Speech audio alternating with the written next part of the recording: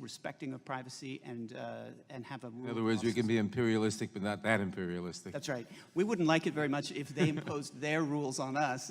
I think we need to be at least a little bit balanced about it. Thank you. My time has expired. Thank you, Mr. Chairman.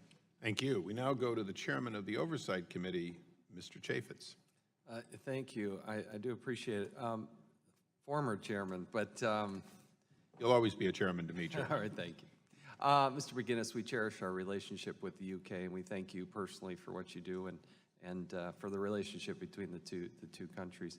Mr. Downing, I think it's important for us to understand sort of the baseline, because if we're going to be trying to do things in other countries, I'm still concerned about what we do and don't do in this country.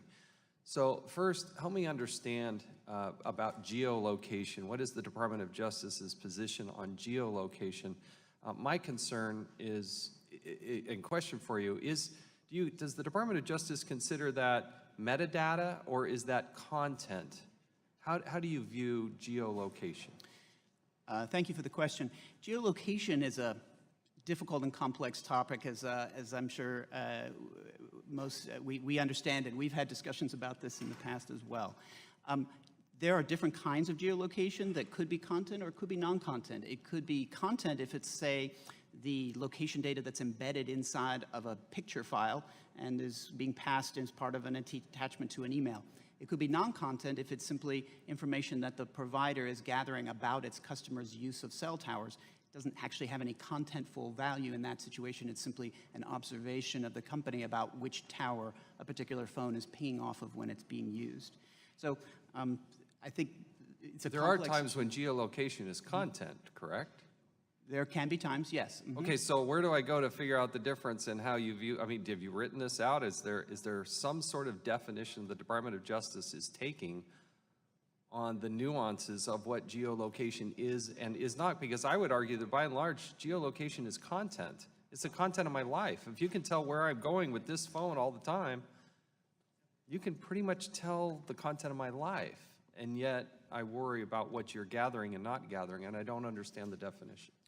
So our view of the rules that apply when we are gathering geolocation information vary depending on what type of geolocation it is. Our position has been that if we are merely talking about what cell tower your phone is pinging off of, that is covered by the Stored Communications Act and would be require a court order before we're able to obtain it. This is an issue actually that the Supreme Court has just recently decided to take a cert petition on, and so it will be very interesting to see how they resolve that question. There are other kinds of geolocation information, such as GPS, which is very specific and generally gathered prospectively. In those situations, I think, as you know, we use a warrant for that.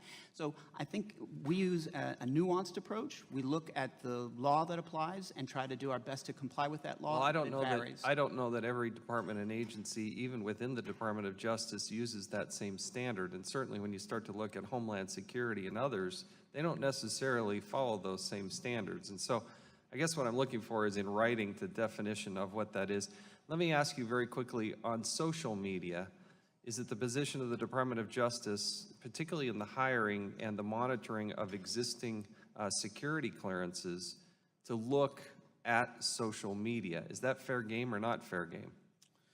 You know, I'm afraid I don't know the answer to that question, but I'd be happy to take it back to get you an answer. I think it is important. It's been struggled to try to get people, particularly in the realms of security clearances, even to get our own federal employees to be able to look at, you know, when they're assessing security clearances, to look at their social media and whatnot.